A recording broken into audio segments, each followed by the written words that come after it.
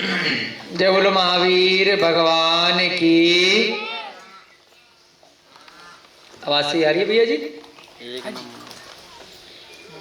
जय बोलिए अनंता अनंत सिद्ध परमेष्टि भगवानों की। जय बोलो जय। जय बोलो पांडव पुराण नामक ग्रंथ की। जय बोलिए आचार्य भगवान श्रीमद् भट्टारक शुभ चंद्र जी महाराज की। जय बोलिए महाभारत के प्रसंग की। जय बोलिए युधिष्ठिर भीम अर्जुन इत्यादि सभी मोक्षगामी केवली अरिहंत परमेष्ठी भगवानों की। जय बोलिए पांडव पुराण के अनुवाद करता पंडित नंदलाल जी जैन विशारद जी की।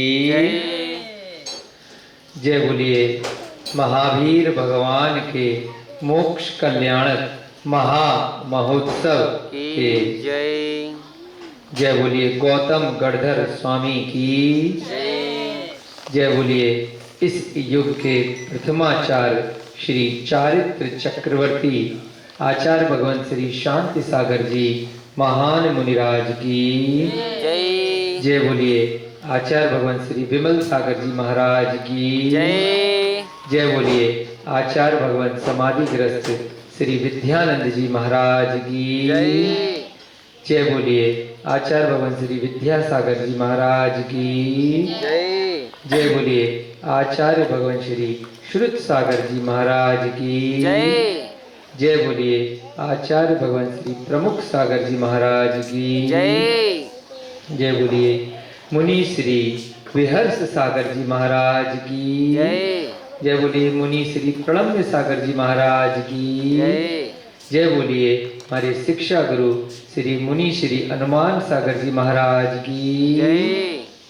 सभी ज्ञान दानव गुरुकुल के नन्हे मुन्ने बच्चे, सभी अध्यापक गण, सभी अभिभावक गण एवं सभी आगंतुक अतिथिगण एवं वीडियो के माध्यम से देख रहे सभी श्रावक श्रेष्ठीजन सभी को सादर जय जिन जयदु जड़ंदु। हम सभी लोग भगवान महावीर के मोक्ष कल्याणक महामहोत्सव की पूर्व वेला पर हैं। आज चतुर्दशी की तिथि है और कल के दिन 25 अक्टूबर को हम लोग प्रातः काल भगवान महावीर का मोक्ष कल्याण महामहोत्सव निर्वाण आदि इत्यादि चढ़ाएंगे। भगवान महावीर के मोक्ष से ही कहा जाता है कि चतुर्थ काल लगभग समाप्त हो गया था। उसी दिन से ही वीर निर्वाण संवत के रूप में नव वर्ष की गणना भी श्रेष्ठी जनों ने प्रारंभ करी। उसी परंपरा में यह दीपों की माला लगा करके दीपावली का पर्व हम लोग प्रतिवर्ष लगभग 2600 वर्ष से मनाते चले आ रहे हैं। 2648 वीर निर्वाण संवत चल रहा था, अब 2649 प्रारंभ हो जाएगा, है ना भैया जी? हाँ जी, 2649 वहाँ प्रारंभ हो जाएगा कल के बाद से। तो ऐसे भगवान महावीर के समूह शरण में आप ये मानिए, ये पांडव पुराण को श्रवण करते समय अपने मन के माध्यम से, अपने विचारों के माध्यम से आप ऐसी अनुभूति कीजिए कि हम लोग जैसे साक्षात उस भूतकाल में पहुंच चुके हैं। राजा श्रेणिक उनसे जो प्रश्न पूछ रहे हैं वहां हम सब भी किसी न किसी रूप में विद्यमान नहीं भी हैं, तो वही वाणी जो वहां खिरी थी उसका जो भी सार है, जो भी सत्य का स्वरूप है, वह इस पांडव पुराण के रूप में हम लोगों के सामने भगवान महावीर के गणधर गौतम स्वामी ने प्रस्तुत किया है। जिस दिन भगवान महावीर को मोक्ष हुआ, उसी दिन उनके पहले गणधर, प्रमुख गणधर गौतम गणधर इंद्रभूति स्वामी को भी केवल ज्ञान की प्राप्ति हुई। फिर कालांतर में जिस दिन गौतम गणधर स्वामी को मोक्ष प्राप्त हुआ, उस दिन सुधर्माचार्य को केवल ज्ञान की प्राप्ति हुई। फिर भविष्य में जिस दिन सुधर्माचार्य को मोक्ष प्राप्त हुआ, उस दिन जम्बू स्वामी को केवल ज्ञान की प्राप्ति हुई। इनके मध्य भी बहुत सारे अन्य केवली भगवान, जो भगवान महावीर के 11 गणधर थे, उनमें से बाकी के 8 भी, वे भी मोक्ष गए। और उसके अलावा भी बहुत सारे अन्य जीव अपनी अपनी ज्ञान के माध्यम से, अपने अपने तप के माध्यम से केवल ज्ञान को प्राप्त करते गए और मोक्ष को प्राप्त। सही बात। ऐसे ही हम सबका भी कभी न कभी कल्याण हो, इसी मंगल भावना के साथ हम यहाँ पर इस पांडव पुराण का स्वाध्याय नित्य प्रति जारी रखेंगे। वहां राजा श्रेणिक हस्तिनापुर की कथा सुन रहे हैं, किस प्रकार से पूर्व के काल में भगवान महावीर से भी पहले 23 तीर्थंकर हुए, जिसमें पहले तीर्थंकर थे ऋषभदेव आदिनाथ। उनके काल में उनके पुत्र का एक सेनापति था जिसका नाम था जय कुमार। उनका विवाह हुआ था सुलोचना से। अब एक दिन दोनों को जाति स्मरण हो गया, कबूतर और कबूतरी को देख करके। तो सुलोचना ने उस जाति स्मरण की कथा जो भी परिवारी जन है उनको सुनानी प्रारंभ करी कि किस प्रकार से हम पूर्व की पर्याय में हम दोनों, एक सुकांत था और एक रतिवेगा था। हमारा एक दुश्मन था, उसका नाम था भवदेव। दुश्मन बन गया था कौन? होने वाला पति, है ना। दुश्मन कोई आसमान से नहीं आते हैं, आपके कोई बैरी या शत्रु, ये अवश्यम भावी है, ये एक नितांत सत्य है, ये एक नियम है अनादिकाल से कि दुश्मन वही बनता है जो पहले मित्र होता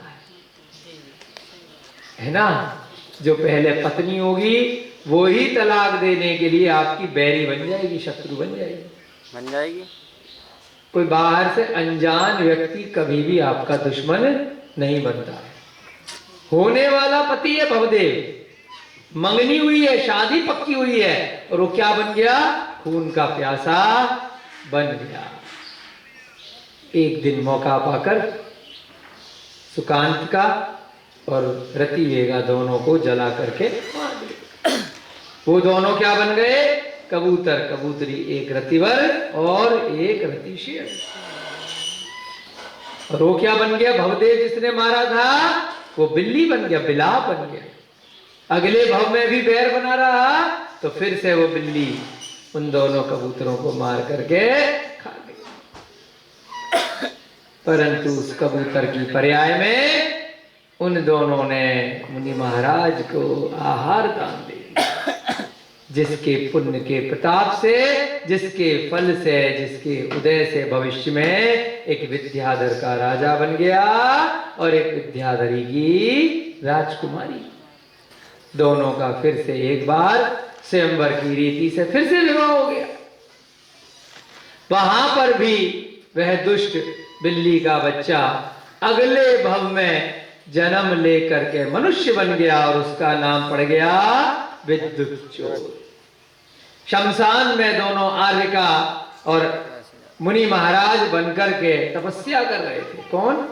हिरण्यवर्मा और दूसरा कौन? प्रभावती। विद्याधर और विद्याधरी। विद्याधर का नाम हिरण्यवर्मा विद्याधरी का नाम प्रभावती। दोनों मुनि महाराज बन गए, आर्यका बन गए। कैसे बन गए? उस भाव में भी उनको जाति स्मरण हो गया। मुनि महाराज से दीक्षा ले ली, वैराग्य आ गया कि भाई अब ज्यादा चक्कर में नहीं पड़ना है। दोनों जंगल में जाकर के, शमशान में जाकर के तप करने लगे। वहां पर भी वे विद्युत चोर के रूप में, वही बिल्ली का बच्चा, वही भवदेव का जीव वहां भी पहुंच गया और दोनों को शमशान में जिंदा तपस्या करते हुए जला दिया। जिसके फलस्वरूप मुनि महाराज और आर्यका कहां पहुंच गए? देव बन गए, स्वर्ग में पहुंच गए और विद्युत चोर नरक चला गया कालांतर में। हिरण्यवर्मा के पुत्र ने जब विद्युत चोर को दंड देना चाहा तो स्वर्ग से आके उन्होंने संबोधन किया, अपने कर्म खराब मत करो, उसने जो किया है उसको उसका फल अपने आप मिल जाएगा। तुम क्यों दंड देते हो, क्यों चक्कर में पड़ते हो, माफ कर दो। संबोधन सुन के उनके पुत्र स्वर्णवर्मा ने माफ कर दिया, कोई बात नहीं, आपकी जैसी आज्ञा। परंतु भविष्य में विद्युत चोर जब भी अपनी आयु पूरी करी, कहां पहुंचा? नरक, त्रियंच, कितने कितने भव। रोंगटे खड़े हो जाएं उस नरक के दुख में। ये त्रियंच गति का जो दुख है ना, कुत्ता, बिल्ली, सुअर, बंदर बिना कपड़ों के सर्दी गर्मी बरसात में रहते हैं। ये वृक्ष खड़े ना अपने यहाँ पे आश्रम में, इतने सारे दिख रहे हैं आपको, ये सब पेड़ पौधे, कपड़े पहने हुए इन्होंने नहीं पहने हुए। ये भी बरसात की सारी मूसलाधार वर्षा को सहन करते हैं, तूफान को सहन करते, कष्ट होता है। ये भी सर्दी को सहन करते हैं, गर्मी को, वेदना को सहन करते हैं, चाहे उष्णता हो उसकी भी वेदना सहन करते हैं, चाहे शीतलता हो। बेचारे कहीं कमरे में हीटर लगा के अंदर अपने आप को बंद नहीं करते, एक ही जगह खड़े रहते हैं जितनी जिंदगी है, बोर नहीं होते। आप एक जगह खड़े होकर दिखाओ 10 मिनट, 15 मिनट, आधा घंटा, पता चल जाएगा। तो ये भी त्रियंच गति नहीं है। 4 गतियां पढ़ी है ना आपने, मनुष्य गति, देव गति, नरक गति और चौथी त्रियंच गति। ये जो पेड़ पौधे हैं ना, ये भी त्रियंच गति में ही है। परंतु यहां पर उल्लेखनीय ये है कि ये पेड़ का जो दुख है वह भी नरक के दुख से बहुत कम है। हमारे लिए तो बहुत उपकार कर रहा है, फल दे रहा है, फूल दे रहा है, छाया दे रहा है, वस्त्र भी दे रहा है, फर्नीचर भी दे रहा है, लकड़ी है, सब चीजें किससे बनी है? इस पेड़ से बनी है। इन पत्तों से हमें कितनी औषधियां प्राप्त हो रही हैं, भोजन प्राप्त हो रहा है, परंतु स्वयं कितने कष्ट में है वह फूल, वह फल। तो यह सारा कष्ट भी उस नरक के कष्ट के सामने कुछ भी नहीं है। उस नरक में जब चले जाते हैं, 7 नरक हैं, 7 पृथ्वियों पे एक के नीचे एक 7 नरक होते हैं।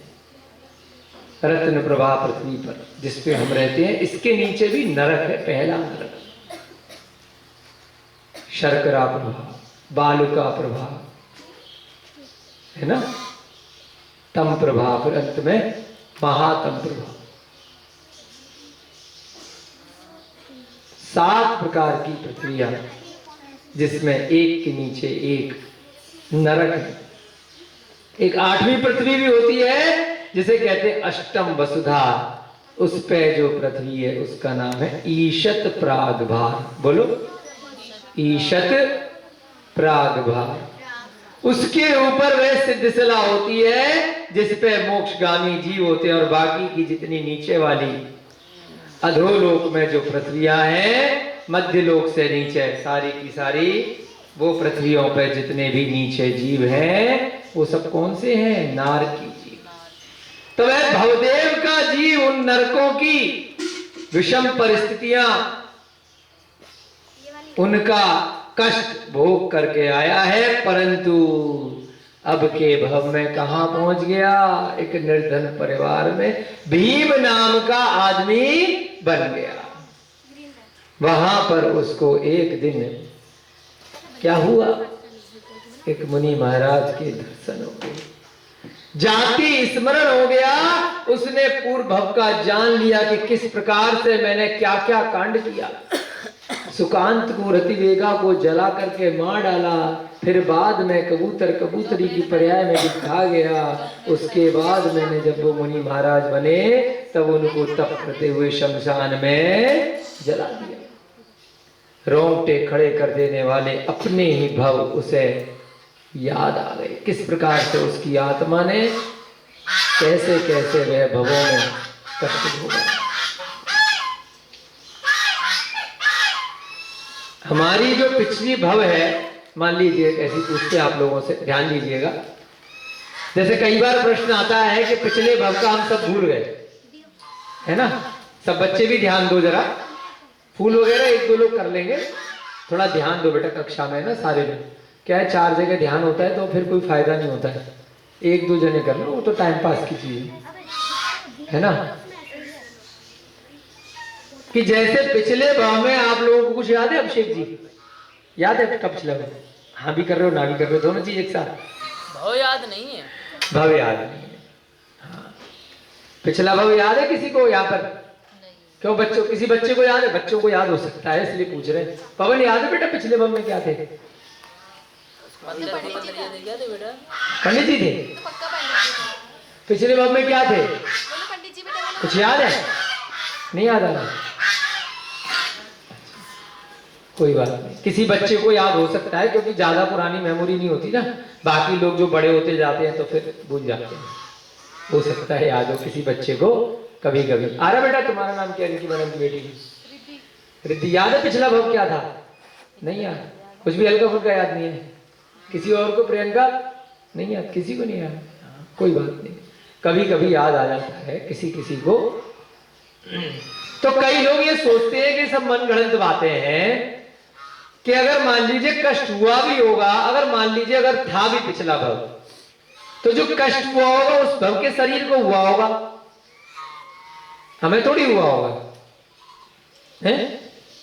पिछले भव में चाहे कुत्ता बन गए, बिल्ली बन गए, पेड़ बन गए, है ना, कुछ भी बन गए 84 लाख योनियों में, तो उस भव में जो शरीर रहा होगा उसको कष्ट हुआ होगा, या जो भोग भोगे होंगे या सुख मिला होगा उसको मिला होगा। तो अपन का अब के भव से क्या लेना देना है, ऐसा आता है विचार।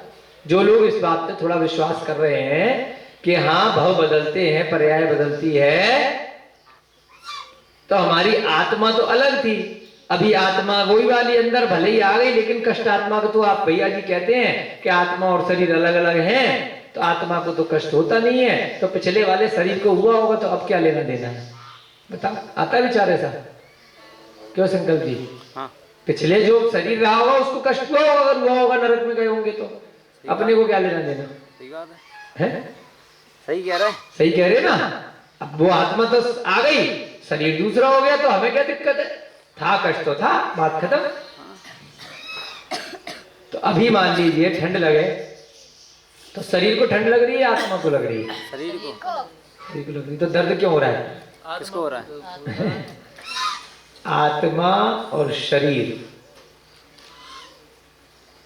कथनचित अलग अलग है, अगर मोक्ष हो गया तो। जब तक संसारी जीवन में है, चारों गतियों में है, तो इस शरीर के अंदर ही आत्मा है बेटा। सही बात है ना। तब तक वह आत्मा कार्बन शरीर के कारण से चिपकी हुई है उस शरीर के साथ, औदारिक या वैक्रियक शरीर। तो जो भी अगर शरीर को आपको अभी सुई चुभाएंगे ना, आत्मा तक दर्द पहुंचेगा, तुरंत उछलोगे सुई चुभाई, है ना। करंट लगा था ना सुबह से भैया जी, वो कुछ दिवाली का वो लगा रहे थे, क्या बोलते हैं उसको, झालर सी करंट मारा ना, झटका मारा, तो शरीर को मारता तो काय को हिले, आत्मा तक पहुंचा। तो जो नरक में शरीर को करंट लगे ना, जितने वैक्रियक शरीर है चाहे कुछ भी है, तो आत्मा को भी झंझनाहट होती है, क्योंकि वह आत्मा उसके अंदर है। समझ रहे हैं? तो इसलिए कहने के लिए तो बहुत बढ़िया है कि आत्मा और शरीर अलग अलग है। पिछले शरीर को कष्ट हुआ होगा नरक की पर्याय में, क्रंच की पर्याय में, अपने को क्या, परंतु उस आत्मा को भी वो भयानक वेदना सहन करनी पड़ेगी। अगर आत्मा शरीर से निकल जाती है ना, मर गया कोई आदमी है ना, डेड बॉडी है, लगाओ करंट, कुछ होगा? कुछ लेगा? कुछ नहीं होगा, पड़ा रहेगा ऐसे ही। जला देते ना शमशान में ले जाके डेड बॉडी को, चिल्लाता है? और आप मोमबत्ती पे या दीपक पे एक उंगली रख के दिखा दो, ना चिल्लाओ। सही बात है। जरा सी उंगली 1 सेकंड से ज्यादा अगर निकल जाए तो गैस पे, क्यों? आत्मा अंदर है। जब तक आत्मा अंदर है, जब तक जीव अंदर है, तभी ही सुख और दुख की अनुभूति, कष्ट की होती है। और जब आत्मा निकल गई तो जला डालो, कुछ भी नहीं हो, कोई नहीं चिल्लाएगा। चाहे डंडा मारो, चाहे भाला मारो, चाहे गोली मार दो, मरे हुए आदमी को जलाने पे कोई कष्ट नहीं होता है। तो आत्मा अंदर है, जो बाहर की पर्याय है उसके अंदर आत्मा है। कष्ट किसको हो रहा है? आत्मा को हो रहा है, ना कि शरीर को हो रहा है। परंतु क्यों हो रहा है? क्योंकि वह आत्मा उस शरीर के अंदर बंद है, चिपकी हुई है। जैसे कि एक पात्र के अंदर आपने खाना बनाया, जल को गर्म किया, है ना? आप करते हैं ना भैया जी अभिषेक के लिए, अभिषेक भैया जी, एक भगोनी के अंदर आप वो कलशा रख के जल को गर्म करते हैं। तो पतीला गर्म हो रहा है या जल गर्म हो रहा है? दोनों गर्म हो रहे हैं। बाहर का जो शरीर है अगर उसको जलाया जाएगा तो अंदर जो जल है ना वो भी गर्म हो रहा है, वो भी उबल रहा है। और अगर पतीला हटा दिया जाए तो जल फैल जाएगा। तो जो शरीर है उस आत्मा को रोकने का साधन है, और साध्य क्या है? वह आत्मा है, अंदर है। जब शरीर मर जाएगा तो आत्मा निकल जाएगी, जैसे जल फैल जाएगा। तो इसलिए जो कष्ट हुए उस भवदेव को उस नरक की पर्याय में, आज राजा भीम की, राजा नहीं है, भीम कुमार की पर्याय में उसको जब अनुभूति हुई तो ये नहीं सोच रहा है कि अरे भूल गया यार, पिछले भक्त की बात थी, अपना क्या गया, अब फिर से आनंद से रहो, फिर से मनुष्य जीवन मिल गया। नहीं, उसको वैराग्य आ गया। वह विद्युत चोर नाम का पिछले भव का जीव इस भव का महामुनि भीम बन गया, और भीम की पर्याय में जाति स्मरण के साथ घनघोर तप किया। उसके तप को देखने के लिए स्वर्ग से वह दोनों देव जो पिछले भव में सुकांत और रतिवेगा थे, जो अगले भव में हिरण्यवर्मा और प्रभावती थे, उससे पीछे कबूतर और कबूतरी थे, उनके दर्शन के लिए आए। तो कुछ धर्म का श्रवण करा दो। किसके पास आए? पिछले भव के दुश्मन के पास आए। हे भगवान, मेरा दुश्मन और उसके सामने मैं हाथ जोड़ के बैठा हूं। कमाल है, देखिए भव भव के भवांतर। मेरा बैरी जिससे भाग भाग कर जंगल में जाकर के छिप रहा हूं सुकांत और रतिवेगा के रूप में, मेरा बैरी जो बिल्ली की पर्याय के रूप में मुझे खाने को दौड़ रहा है, मेरा बैरी जो शमशान में मुझे जला रहा है, मैं बचने की कोशिश कर रहा हूं। और आज उस बैरी के सामने दोनों देव कैसे खड़े हैं? हाथ जोड़ करके बैठे हैं। कुछ हे प्रभु, हे महामुनि भी, थोड़ा धर्म सुना दीजिए, थोड़ा आशीर्वाद दे दीजिए, पीछे कमंडल लगा, पीछे लगा दीजिए, चरण छू रहे दोनों बैठ करके। देखिए क्या है ये संसार है अभिषेक जी। कहां दुश्मन, कहां जला रहा है और कहां पैर छू रहे दोनों बैठ करके। नमोस्तु भगवान है। और वो धर्म का स्वरूप समझा रहे हैं कि दया का मूल धर्म है, धर्म का मूल दया है। जिन धर्म में आस्था करो बच्चों, अपना भी कल्याण करो। उनने पूछ लिया कि मुनि महाराज जी, अच्छा एक बात बताइए कि आप मुनि महाराज क्यों बने? वो बताने लग गए कि देखो ऐसे ऐसे मुझे जाति स्मरण हो गया और नरक जाना पड़ा, मैंने उन दोनों बच्चों के साथ में बड़ा बुरा किया। वो मनी मन अवधि ज्ञान से सोच रहे हैं कि महामुनि बता रहे हैं और हमारी कथा बता रहे हैं, इनने हमें ही मारा है। और देखो धन्य है ये जिन धर्म, धन्य है ये आत्मा, धन्य है ये चारों गतियां, और धन्य है वे मोक्ष गति। उन दोनों जीव उन महामुनि से खूब धर्म का श्रवण करते हैं और बता देते हैं कि हम ही दोनों हैं भाई साहब, चिंता मत करो। उसके बाद अपने अपने घर, अपने अपने स्वर्ग को लौट जाते हैं। उसके बाद वो महामुनि भी अपनी इस मनुष्य गति को सर्वश्रेष्ठ बनाते हुए 12 भावनाओं का चिंतन करते हैं, घनघोर तप करते हैं और एक के बाद एक गुण स्थानों में बढ़ते चले जाते हैं। 5वें गुण स्थान से कहाँ पहुंच जाते हैं? संहिता, संयत से संहिता, असंयत, फिर धीरे धीरे अनिवृत्तिकरण, अपूर्वकरण, फिर बढ़ते बढ़ते बढ़ते बढ़ते एक दिन उस ध्यान में कहाँ पहुंच गए? अधैकरण, अपूर्वकरण, अनिवृत्तिकरण। ये सब ध्यान की अवस्थाओं में जब 6वां गुण स्थान मुनि महाराज को प्राप्त हो जाता है, दिगंबर मुनि महाराज को, तो धीरे धीरे करके उनके गुण स्थानों में आत्मा में प्रवृत्ति होती जाती है, इतना प्रगाढ़ ध्यान होता जाता है। अपूर्वकरण, अपूर्वकरण माने ऐसी आत्मा में ध्यान की अनुभूति होती है जो पूर्व में पहले कभी नहीं हुई होती है। उसके बाद धीरे धीरे कहाँ पहुंच जाते हैं? पाप कर्मों का बंध न्यून कर छायक सम्यक को ग्रहण कर लेते हैं। छायक सम्यक का मतलब अब दोबारा लौट करके वापस नहीं आएंगे, गुण स्थान में अब नीचे नहीं आएंगे। 10वें गुण स्थान से सीधे 11, 12, 13वें गुण स्थान में पहुंच जाते हैं। संयोग केवली अवस्था, यानी 4 प्रकार के घातिया कर्मों का नाश कर लेते हैं। समुद्घात हो जाता है। एक ही समय में क्या है? पूरे संसार को जान लेते हैं। ज्ञानावर्णी, दर्शनावर्णी, मोहनीय, अंतराय, 4 प्रकार के घातिया कर्मों का सर्वस्व मूल से नाश कर देते हैं। मोहनीय कर्म सबसे महत्वपूर्ण होता है। राग और द्वेष का सर्वनाश करके केवल ही भगवान बन जाते। कौन? वही भवदेव, वही बिल्ली, वही विद्युत चोर और वही महामुनि भी। अभी वो दोनों तो देव पर्याय नहीं है और उनका बैरी, उनका दुश्मन उनसे पहले भगवान बन गया। देखो ना कमाल है ना, कमाल की घटना है। ये है जैन धर्म का सौंदर्य है। और कालांतर में अपनी आयु को पूरा करके सिद्ध भगवान बन जाते हैं। कौन कौन से कर्म रह जाते हैं केवल ज्ञान के बाद? आयु, नाम, गोत्र, अघातिया कर्म। कौन कौन से?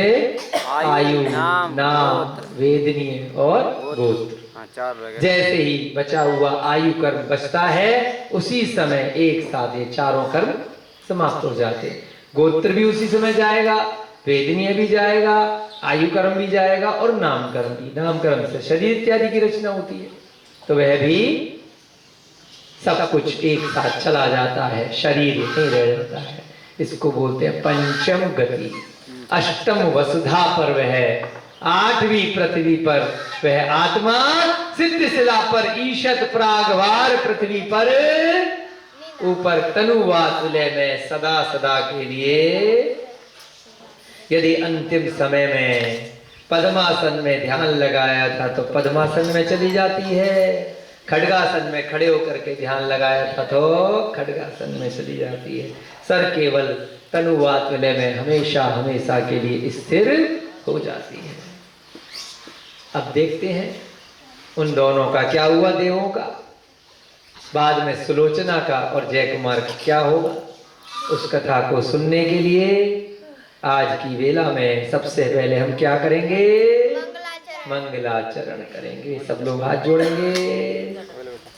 मंगलम भगवान वीरो, मंगलम गौतमो गढ़ी, मंगलम कुंद कुंदाध्यो, जैन धर्मोस्तु मंगलम। सर्वमंगल मांगल्यम सर्वमंगल कारकम, प्रधानम सर्वधर्माणाम, जैनम जयतु शास्त्रम, जैनम जयतु शासनम जैनम जयतु शासनम। सर्वे श्रोतारः सावधानतया शृण्वन्तु।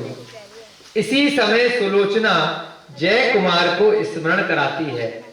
अब पिछले भाव की कथा पूरी हो गई। देव थे इस प्रकार से, मुनि महाराज महामुनि जो भीम थे हमारे बैरी, उनको हमसे पहले मोक्ष हो गया। सुलोचना जय कुमार को याद दिलाती है, हे नाथ, उस समय हम भी उन महामुनि की वंदना को गए थे। क्या कहा? जब वह महामुनि को मोक्ष हुआ, पहले भी गए थे हम धर्म का श्रवण करने, और जब उनको केवल ज्ञान हुआ और जब उनको मोक्ष हुआ, तब हम दोबारा से स्वर्ग से आकर के उनकी वंदना को गए थे। याद कराती अपने पति को, हे पतिदेव ध्यान है आपको, हम दोनों फिर से गए थे उनकी वंदना करने के लिए, तथा वंदना करके स्वर्ग को पुनः प्रस्थान किया था। उन्होंने कहा हाँ ध्यान है।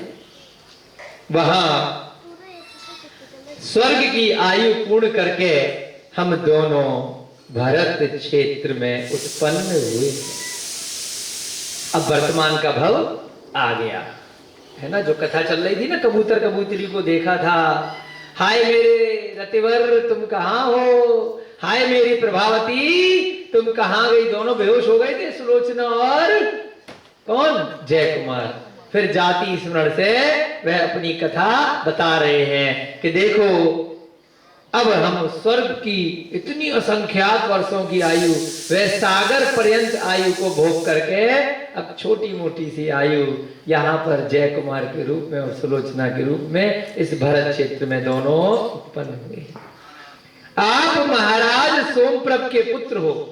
आप कौन हो? सोमप्रभ के पुत्र, तथा भरत चक्रवर्ती के सेनापति हुए हैं एवं संग्रामों में विजय लक्ष्मी से भी विभूषित हुए। आप वर्तमान में कौन है? चक्रवर्ती के सेनापति हैं और सोमप्रभ यानी श्रेयांश जी के बड़े भाई के पुत्र हैं। मैं महाराज अकंपन की पुत्री हुई हूं जो प्रजावत्सल नरेश है। मैं किसकी पुत्री हुई हूं? अभी अकंपन की पुत्री हुई हूं। यही कारण है कि आज कपोत युगल के दर्शन करने से आपने तो कहा हा प्रभावती, और कोमा में चले गए, बेहोश हो गए। और मैंने कहा हाय रतिवे, मैं भी बेहोश हो गई। हैं? युगल के दर्शन से। किसके? कपोत युगल के। कपोत माने कबूतरों को देखा, और दोनों ने, एक ने कहा मनुष्य पर्याय की प्रभावती और मैंने कहा कबूतर के पर्याय के रतिवर। अब हम दोनों यहाँ पुनः आदर्श दंपत्ति हुए, यानी कि दोनों आदर्श हैं एक दूसरे के लिए। एवं कारण पाकर हमको जाति स्मरण हुआ है। जाति स्मरण, कोई ना कोई रीजन मिलता है, कोई ना कोई निमित्त मिलता है तो हो जाता है। कभी भविष्य में आप बच्चों को या बड़े लोगों को कभी हो जाए, है ना, तो कोई दिक्कत नहीं है। एक पिक्चर देखी थी करण अर्जुन, उसमें भी हो गया था कि दोनों हीरो को, है ना, जिस गांव में वो पिछले भव में थे उसी गांव में जाना हो गया तो जाति स्मरण हो गया था उन्हें भी। अवधि ज्ञान नहीं होता वो, उसे पिछला भव याद आ जाना जाति स्मरण बोलते हैं। ऐसी संभावना मना नहीं करी गई है अपने जिन शास्त्रों में। ठीक है, आप सबको हो सकता है, हमें भी हो सकता है। यह उक्ति भी सत्य है कि अपनी प्राण प्रिया के वचनों से कौन सा व्यक्ति प्रसन्न नहीं होता। प्राण प्रिया माने प्राणों से भी जो प्रिय हो, पत्नी, ठीक है ना, उसके वचन सुनने से कौन प्रसन्न नहीं होता है। तो ऐसे ही कौन प्रसन्न हो गया? जय कुमार ने जब सुलोचना की बातें सुनी तो बड़ा खुश हुआ कि चलो इसको पूरे भव याद आ गए हैं, अच्छी बात है। तत्पश्चात वे इच्छा अनुसार भोगों को भोगते हुए अपना समय व्यतीत करने लगे। अभी आयु बहुत सारी बची है इनकी, जय कुमार की भी और सुलोचना की भी, जिसके कारण से अभी तुरंत वैराग्य नहीं आया। आपकी बार अपना समय निकालने लगे कि जब भाई बच्चे बच्चे बड़े हो जाएंगे उसके बाद देखते हैं, अच्छे से धर्म के साथ वे दोनों समय व्यतीत करने लगे। इन्हें जब ये विद्याधर की योनि में थे तब बहुत सी विद्याएं सिद्ध थी। पिछले भव में कौन थे? पहले तो देव थे, इससे पिछले भव में देव से पहले क्या थे? हिरण्यवर्मा और प्रभावती। वो दोनों कहां पर थे? विद्याधर की नगरी में थे, एक उत्तर की श्रेणी में और एक दक्षिण। विद्याधर क्या होते हैं? खूब उड़ते हैं। स्वयंवर भी कैसे हुआ था? माला फेंकी गई थी और 3 चक्कर सुमेरु पर्वत के लगाए थे हिरण्यवर्मा ने। कहने को 1, 2, 4 सेकंड के अंदर ही लगा दिए होंगे। ऊपर से नीचे माला गिरने में कितनी देर लगाएगी? 2-3 सेकंड, और उससे कम। इतनी देर में तो 3 चक्कर सुमेरु पर्वत के लगा करके आ गए थे। तो कितनी विद्याएं थी। तो यहाँ पे ये बताया गया है कि जब ये विद्याधर विद्याधरी थे तब विद्याओं के माध्यम से कहां कहां जाते थे? इच्छा के अनुसार सुमेरु पर्वत के दर्शन करने जाते, कैलाश पर्वत पर जाकर आनंद से क्रिया किया करते थे। जो कैलाश पर्वत है ना, जहां पर आदिनाथ भगवान का समोसरण लगा था, जहां पर आदिनाथ भगवान को केवल ज्ञान मोक्ष हुआ था, ऐसे कैलाश पर्वत पे हम लोग अभी नहीं जा पाते। वर्तमान में जो कैलाश पर्वत है, जहां पर भारत सरकार भेजती है मानसरोवर और जो चाइना में है, तो वह संभवतः वह कैलाश पर्वत नहीं है जो ओरिजिनल वाला है। उसके आगे कहीं हो सकता है, लेकिन गारंटी नहीं है कि वही है, क्योंकि वो तो बहुत बड़ा और बहुत विशाल पर्वत है। बहुत ठंड रहती है वहां पर। हो भी सकता है और नहीं भी हो सकता है ना, क्योंकि विद्याधर इत्यादि जो है ये विद्याओं के साथ में है, वही लोग उस कैलाश पर्वत पर उस समय जा पाते थे। एक बार जय कुमार कैलाश पर्वत पर क्रीड़ा करने के लिए गए। जय कुमार अभी वर्तमान की पर्याय में, अब वहां पर आदिनाथ भगवान है। कौन है? आदिनाथ भगवान। वही ज्यादातर अपना समय कैलाश पे समोसरण में निकालते हैं और उसके बाद इधर उधर भी सब जगह जगत में विहार करते हैं। वहां सुलोचना को एक स्थान पर बिठाकर स्वयं कुछ दूर आगे चले गए।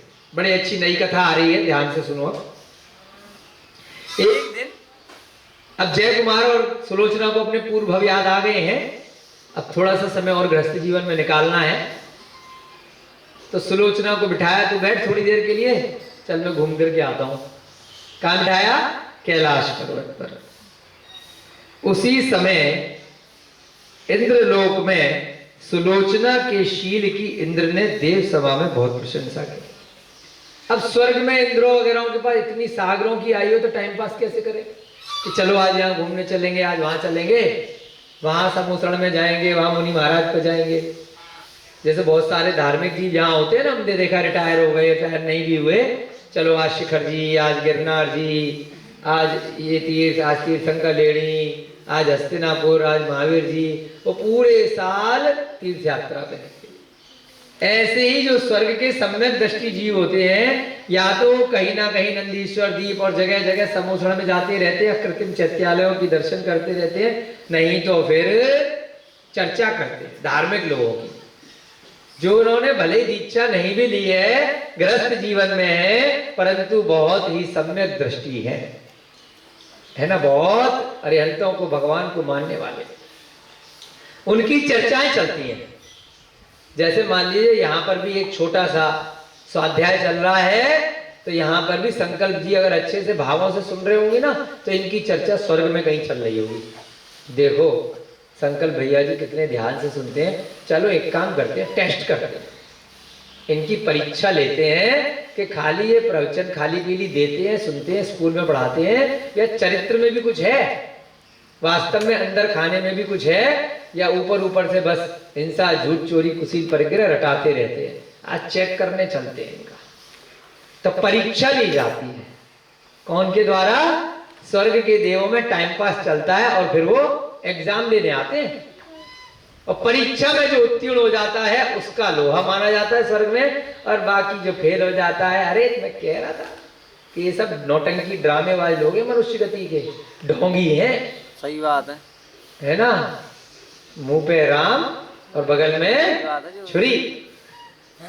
जैसे ही कोई क्रोध का प्रसंग आएगा, सबसे पहले बंदूक निकाल लेंगे, चाकू निकाल लेंगे और वैसे वैसे माला जपते रहेंगे, राम राम राम राम राम राम राम राम अरिहंत अरिहंत। सही बात। तो ऐसे ही स्वर्ग में इंद्र के यहाँ जो सभा चल रही थी कि बड़ी बातें बनाते हैं सुलोचना और जय कुमार, बड़ा सुना है इनके बारे में। तो चलो एक काम करते हैं, इनकी परीक्षा लेते हैं। इंद्रलोक में सुलोचना के शील की प्रशंसा चली, बड़ी शीलवती है, अपनी पति के अलावा किसी को देखती भी नहीं है ना। कोई कुछ भी आ जाए, उन्होंने कहा ऐसे कैसे हो सकता है, मैं जाकर परीक्षा लेता हूं। अच्छा, उस प्रशंसा को रवि प्रभ नामक देव सहन नहीं कर सका। एक देव बैठा था उनकी सभा में जिसका नाम था रवि प्रभ। अरे क्या बकवास, ऐसे मनुष्य गति में मैंने अच्छे अच्छे देखे हैं डावाडोल होते हुए हैं। एक बार जाऊंगा और पता चल जाएगी, देख आप ज्यादा वो कर रहे हो हैं, देखते हैं। उसने कांचना नाम की एक सुंदर अप्सरा को जय कुमार के निकट लिया। उन्होंने कहा जय कुमार का भी सारा ब्रह्मचर्य और शील चेक कर लेता हूँ, सुलोचना का भी चेक कर लेता हूँ और आपके सामने प्रूव करके दिखाऊंगा। इंद्र जी आप बहुत बोल रहे हो ना बैठ करके कि उनके जैसा कोई बढ़िया आदमी और उनकी पत्नी नहीं है मनुष्य लोक में। उनने क्या करा, अपनी एक कांचना सेट कर रखी थी स्वर्ग में, अपनी देवी, उसको बुलाया। कांचना इधर आओ, चलो एक काम करो, मेरा नीचे जाओ और इंद्र जी को जरा बताओ, थोड़ा नाच गाना करके दिखाना नीचे, और जय कुमार को मोहित करके और फिर फंसा लेना अपने चक्कर में, और फिर यहाँ पे हम बताएंगे इंद्र को कि देखो है ऐसे होते, देखो मनुष्य गति के जीव। चलो देखते हैं क्या होता है। कांचना नाम की एक सुंदर अप्सरा को किसके पास भेजा, जय कुमार के पास भेजा। वह आकर, अब उसने अपना रूप बनाया, बड़ा सुंदर सा, देवी है परी है तो कुछ भी रूप बनाएगी। जय कुमार से बोली, देखो जी इसी भरत क्षेत्र की उत्तर की श्रेणी में रतनपुर नाम का एक नगर है। अब एक कहानी बनाई उसने, क्या बनाई, जैसे कहानी बनाते हो ना आप लोग, फिल्मी स्टोरी, कुछ भी बना देते हो मनगढ़ंत छुट्टी लेने के लिए, बन जाती है ना। तो ऐसे ही उसको मोहित करने के लिए कांचना ने क्या करा, एक स्टोरी बनाई कि देखो मैं कहां से आई हूं, रतनपुर नाम के एक नगर से आई हूं। श्रीलंका में भी एक रतनपुर नगर जहां से नीलम निकलते हैं, उत्तर में है भरत क्षेत्र के। देखो वहां का राजा कौन है, पिंगल गांधार। वहां का राजा पिंगल गांधार है और वहां की रानी का नाम है सुप्रभा तथा पुत्री का नाम है विद्युत प्रभा। क्या नाम है पुत्री का, मैं वही विद्युत प्रभा हूं। क्या बोला, आई तो देवी है और कहानी क्या सुनाई झूठ मूठ को कि मैं विद्युत प्रभा हूं। कौन हूं, विद्युत प्रभा। ठीक है, मेरा विवाह राजा नमी के संग हुआ। मेरा पति कौन है, राजा नमी। परंतु एक दिन मैंने आपको नंदन वन में क्रीड़ा करते हुए देखा था, तभी से मैं आप पर मुग्ध हो गई। देखो खुद ही ऑफर कर दिया, ये भी बता दिया कि देखो मैं शादीशुदा हूं, मेरा विवाह नमी कुमार से हो रखा है पहले ही ऑलरेडी, लेकिन मैंने आपको नंदनवन कहां पर है, सुमेरु पर्वत में नंदनवन, भद्रशाल वन नीचे होते हैं, है ना, सोमनस वन, कई सारे वन होते हैं। तो नंदन वन में आपको घूमते हुए क्रीड़ा करते हुए देखा था, बस मैं आपके ऊपर मोहित हो गई और देखो अब मैं अकेली यहाँ पर आई हूँ, तो आप मुझसे शादी कर लो। किसको बोला, जय कुमार को। बहुत सुंदर स्वरूप बना करके आई थी। अब देवी कोई रूप बनाएगी तो आदमी अगर वर्तमान जगत का आदमी हो तो वैसे ही बोर आ जाए, पगला जाए। जय कुमार है, देखते हैं क्या करते हैं। मेरा नाम क्या है, विद्युत प्रभा, मेरा पति है राजा नमी और मैं आप पर मुग्ध हो गई हूं। मेरे हृदय में आपका चित्र अंकित हो गया। हाय राम, मेरे दिल में आप बस गए हो। बस रात और दिन आप ही के चक्कर में पड़ी रहती हूँ। दुर्भाग्य से इतनी दीर्घावधि पर्यंत मुझे आपसे साक्षात्कार करने का अवसर प्राप्त नहीं हुआ। देखो, इतने दिन से आपका इंतजार कर रही थी, लेकिन मेरा दुर्भाग्य था कि आपके दर्शन नहीं हो पाए। पुण्योदय से आज आपके पुण्य दर्शन हो गए। आप भी यहाँ पे कैलाश पर्वत पे घूमने के लिए आए हो और मैं भी आई हुई थी, और एकदम से मैंने आपको पहचान लिया। मेरा बड़ा पुण्य का उदय है जिससे आपके दर्शन हो गए। अतएव आप मनोवांछित सुखों का उपभोग कर मेरे संतप्त हृदय को शांति प्रदान करें। क्या ऑफर दे दिया कि आपके जो मन में करे वैसा हमारे साथ कीजिए, हम आपके लिए उपलब्ध हैं, कोई दिक्कत नहीं है। किसी के साथ अगर हो जाए यहाँ पे मनुष्य गति में, किसी पुरुष के साथ में कोई स्वर्ग की अप्सरा आ जाए, अभिषेक जी है, कंट्रोल कर पाओगे? खुद ही ऑफर कर रही है। आपकी शादी नहीं हुई है या हो गई है, उसकी शादी हुई है नहीं हुई है, या पहले से कहीं और हो गई है, अरे कोई नहीं देख रहा, अरे किसी को पता नहीं चलेगा। कहाँ किसी को, ना तुम बताओगी ना हम बताएंगे। तो बताओ, बताइए, बताओ बताओ, वर्तमान युग के हिसाब से आप लोग उत्तर दीजिए। थोड़ा बहुत पिघल जाओगे, नहीं पिघलोगे? नहीं पिघलेंगे जी, नहीं पिघलेंगे। और चेक करने के लिए स्वर्ग से भाई साहब बोल रहे हो इन बातों को, स्वर्ग में कोई इंद्र सुन रहे हैं बैठ करके? भेज दे, हैं? भेज तो दे, खबर भिजवा देते हैं। परीक्षा अभी थोड़ी आएंगे, कभी भी आ जाएंगे। कभी भी आ जाए, सही है। हैं? क्यों पवन जी, कभी कोई तुम्हारी साइज की मिल जाए तो राजा इसकी शादी करा देंगे। हैं? तुम्हारी साइज की अगर कोई मिल जाए अचानक से, क्या करोगे? घूमने चले आओ उंगली पकड़ के उसकी? बताओ। अच्छा, शर्म आ रही पवन को? गर्लफ्रेंड बना लोगे? नहीं बनाते, मना कर रहे? दोस्त बना लेंगे। दोस्त बनाने में कोई दिक्कत थोड़ी है, मित्र बनाने में कोई बात नहीं है। बहुत सुंदर, आप लोगों के उत्तर ऐसे ही आपके चरित्र में वृद्धि करें। अब देखते हैं जय कुमार ने क्या किया। विद्युत प्रभा की इस प्रकार घृणित भावना को सुनकर जय कुमार ने कहा, घृणित भावना है। और वर्तमान समय के अगर ऑफिस में कोई स्त्री मिल जाए, या फिर कहीं कॉलेज में मिल जाए, या स्कूल में मिल जाए, या फिर फेसबुक पे मिल जाए, कहीं नहीं तो इंस्टाग्राम और क्या क्या चल रहा है, ट्विटर, पहले वो चलता था ऑर्कुट पे मिल जाए, और आजकल 10-15 व्हाट्सएप भी तो चल रहा है। हाँ, व्हाट्सएप ग्रुप पे मिल जाए, तुरंत पगले पगले हो जाएंगे। सही बात। कोई तो पटी, हंसी तो फंसी, क्या दिक्कत है? इतने दिन से मेहनत कर रहे, इसकी फोटो अच्छी लग रही है, चाहे वो पता नहीं फोटोशॉप करा के पेंट पॉलिश करा के लगा रखी हो, क्या दिक्कत है? चलेगी, सब चलेगी। कहाँ बुला रही है? अरे वहां बुला रही है। भागे भागे पगलों की तरह पहुंच जाएंगे जहां बुलाएगी, 4 दिन की छुट्टी लेकर के। और आगे पता चलेगी कि धोखा हो गया। कोई बात नहीं, जैसी मिली तैसी सही, फोकट में जो मिल रहा है। वर्तमान युग में बड़ा पंचम काल के कारण से चरित्रहीनता बढ़ती जा रही है, परंतु यहाँ पर क्या शिक्षा दी जा रही है? जय कुमार बनो। क्या कहा जय कुमार ने?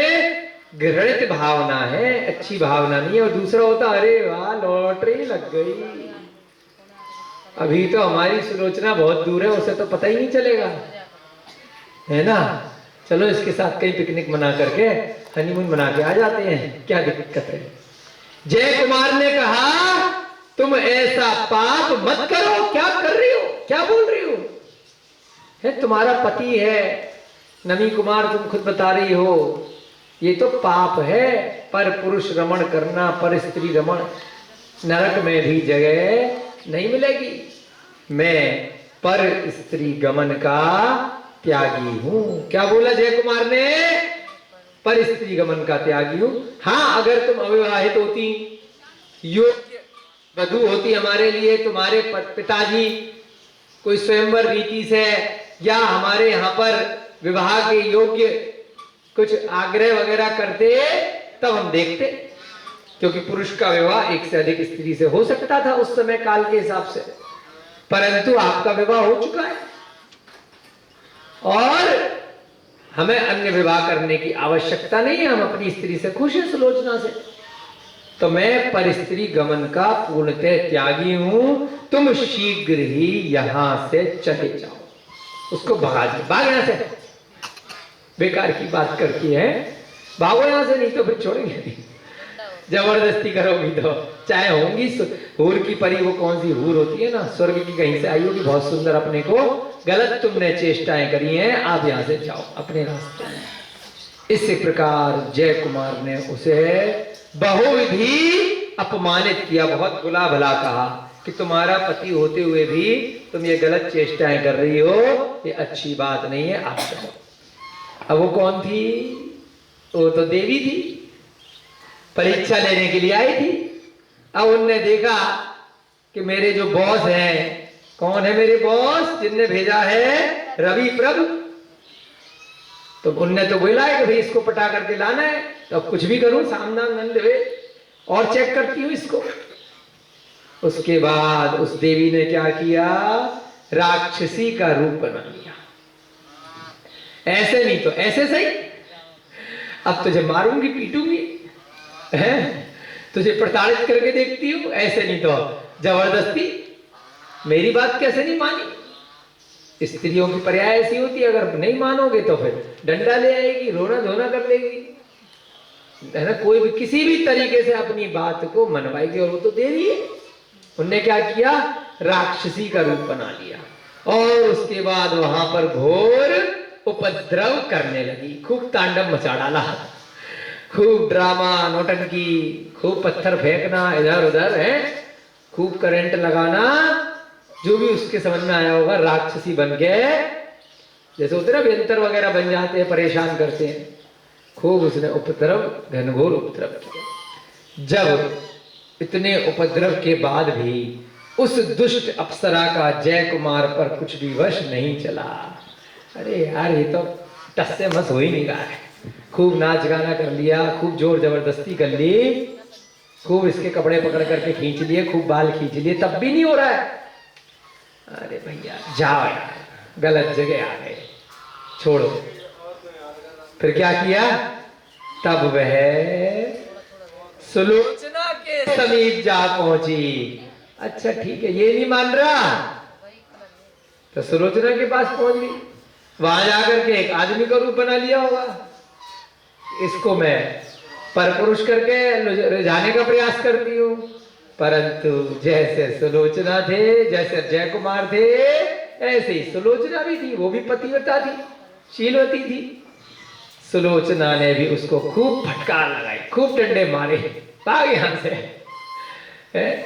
मेरे पति के खिलाफ भड़का रही है, तेरी ऐसी मजाल।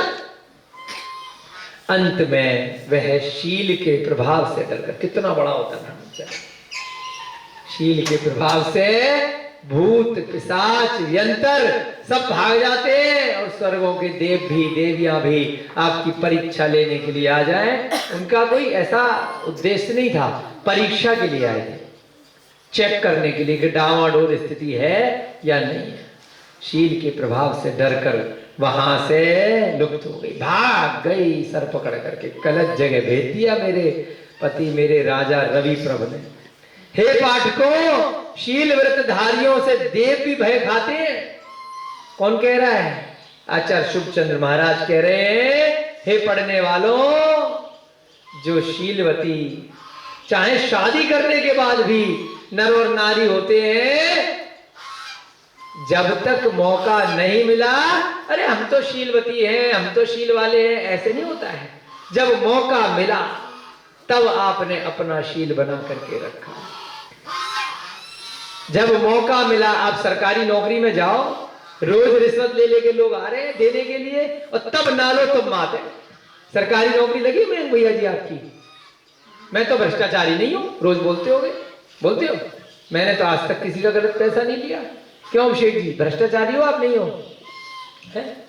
सरकारी नौकरी लग जाए और रोज एक आदमी आकर के दे, आज ये अरे मेरा काम जल्दी करा दो, 100 रुपए ले लो, 500 ले लो, 5000 ले लो, एक ना एक ले लोगे नहीं ले लोगे? झोले में ले लेंगे भैया, हाथ में हाँ देखो आई ना सच बात, कम से कम देखो हाथ में नहीं लेंगे, झोला आगे कर देंगे। झोला कर देंगे। हमारे एक भाई साहब है ना, हमारे पार्टनर ही रहे, हमारे भाई भी है, चाचा के, तो कई बार बताते हैं कि सीए है, वो भी सीए बनने से पहले उनकी विद्युत विभाग में नौकरी लगी कई साल तक, बिजली विभाग में दिल्ली है। तो लंबी लाइन लगती थी, काउंटर पर बैठते थे, टीचर स्टाफ में नहीं है जी, फिर से लंबी लाइन लग रही, बिजली का बिल पे करने वालों की फैक्ट्रियों की लाइन है, बड़े मोटे मोटे बिल है लाखों रुपए के। तो मेरा नंबर बस पहले आ जाए, 1 घंटे 2 घंटे की जो लाइन है, उसी चक्कर में लोग रिश्वत देने के लिए तैयार बैठे रहते थे। शुरू में काफी टाइम तक नहीं, फिर बोले जब जबरदस्ती आदमी दे रहा है, तो वही जैसे दीदी ने बोला ना, अपने हाथ में नहीं लेते थे, एक झोला लटका रखा था, झोले में डाल दो, जिसने झोले में जो भी डाल दिया उसका नंबर आ गया। तो जब तक मौका नहीं मिला तब तक ये आदमी कहता है मैं तो भ्रष्टाचारी नहीं हूं। जैसे केजरीवाल जी को मौका मिल गया, पद मिल गया, मैं तो नहीं हूं, बाकी जो ले रहे ठीक है, क्या दिक्कत है। फिर कह रहे अरे इस कुर्सी में ही कोई करंट है, जो इस कुर्सी पे बैठता है वो भ्रष्टाचारी बन जाता है, हम और आप तो सब ठीक रहते हैं, ये कुर्सी बेकार है। कुर्सी को दोष दे दिया, बताओ। तो ऐसे ही यहां पर आया, जब तक कि मौका नहीं मिला, जब तक तो सब शीलवान है, जब मौका मिला तब शील की परीक्षा है, तब अपने को बचाकर रखे हैं कि नहीं रखे। जब मौका मिला तब भ्रष्टाचारी है या नहीं है, तब परीक्षा है ना, ध्यान रखिएगा, है ना, कि जो है आपको कोई गलत काम मौका मिलने पर भी नहीं करना।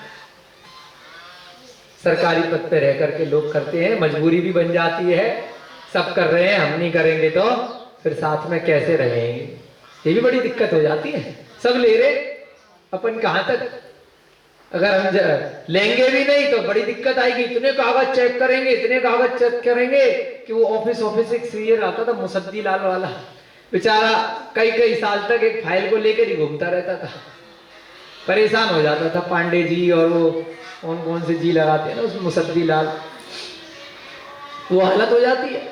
इससे अच्छा ला भाई तू पैसे दे, तेरा काम जल्दी कर देंगे।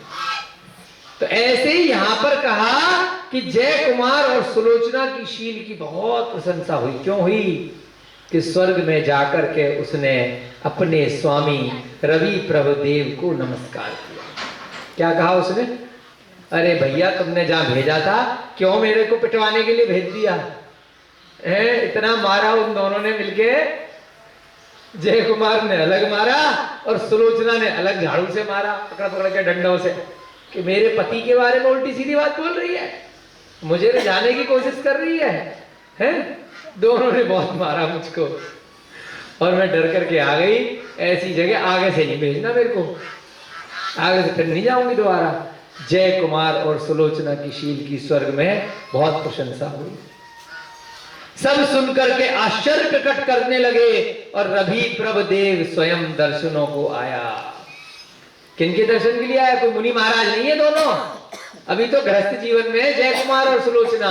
रवि प्रभु स्वर्ग से धन्य करने के लिए अपने को कहाँ आया? खुद आया हाथ जोड़ करके दर्शन करने, कि हमने तो परीक्षा के लिए भेजा था, आप दोनों इस परीक्षा में उत्तीर्ण हुए और सारा वृतांत सुना दिया और अपने अपराध के लिए क्षमा याचना करी कि मैंने परीक्षा लेने के लिए भेजा था, अगर आपको बुरा लग गया हो तो मेरा अपराध क्षमा कीजिए। हमने तो चेक करने के लिए भेजा था। इंद्र आपकी देखो स्वर्ग में प्रशंसा करता वहां बैठ करके ऊपर, बहुत गजब के जीवो आप दोनों। तत्पश्चात बदले में क्या दिया रवि प्रभु ने? दिव्य वस्त्र आभूषण, रत्न आभरण आदि युगल दंपत्ति को भेंट में देकर वह स्वर्ग को प्रस्थान कर गया। अब आया है तो हाथ जोड़ करके नमोस्तु करा, जय जिनेन्द्र करा। मुनि महाराज नहीं है, मुनि महाराजों को ये सब गिफ्ट में नहीं दिया जाता। जब गृहस्थ जीवन में होते हैं तो रत्न है, आभूषण है, वस्त्र है, वह सब भेंट में दिए। किसने दिए? स्वर्ग के देव ने। और वापस अपने स्थान को चला गया। इधर जय कुमार भी अपने नगर को चला आया, कैलाश पर्वत से वापस, है ना। बहुत सुंदर। ऐसे ही अपने को शील बना करके रखना चाहिए। प्रत्येक दिन हमें कुछ ना कुछ शिक्षा ग्रहण करने को प्राप्त हो रही, मिल रही है ना। हर अध्याय से श्रेणी दर श्रेणी। ऐसा नहीं है कि अभी पांडवों की लड़ाई नहीं आई महाभारत की, तब तक ये ग्रंथ चालू नहीं है। ग्रंथ चालू है। ग्रंथ का उद्देश्य हम सभी को एक प्रेरणादायी व्यक्तित्व का एक वर्णन सुनाना है। चाहे उन लोगों के पूर्व की कथा हो, चाहे वर्तमान की कथा हो, हमें कुछ न कुछ श्रवण करने के माध्यम से कुछ न कुछ वर्तमान पर्याय में कुछ न कुछ शिक्षा प्राप्त हो रही है। सीधे सीधे एकदम से अगर महाभारत के युद्ध में ले जाएंगे, युद्ध होगा, खत्म हो जाएगा, उससे हासिल क्या होगा? कुछ नहीं। तो ये सब पांडव पुराण के अंतर्गत ही पूर्व भावों की कथाएं चल रही हैं। आपकी कक्षा का समय हो रहा है। दीपावली का मंगल पर्व आप सबके लिए मंगलकारी हो, शुभकारी हो। गौतम गणधर जैसे महापुरुष भगवान, केवली भगवान हम सबको भी केवल ज्ञान रूपी लक्ष्मी प्रदान करें, ऐसी हम सबकी मंगल भावना है। महावीर भगवान जैसे जीव जो मोक्ष पद को प्राप्त किए, हम सबको भी एक न एक दिन ऐसी ही कल्याणकारी मोक्ष पद मुक्ति वधु हमें भी प्राप्त हो, ऐसी मंगल वाली भावना के साथ में जय बोलिए महावीर भगवान की। अनंता अनंत सिद्ध परमेष्ठी भगवानों की। आचार्य भगवान श्री शांति सागर जी महान मुनिराज की, श्रीमद् भट्टारक शुभचंद्र जी महाराज की, पांडव पुराण की। सभी को जय जिनेन्द्र, जय दो जड़ंदो। अब सभी लोग आकर के यहाँ पर जिनवाणी की स्तुति करें।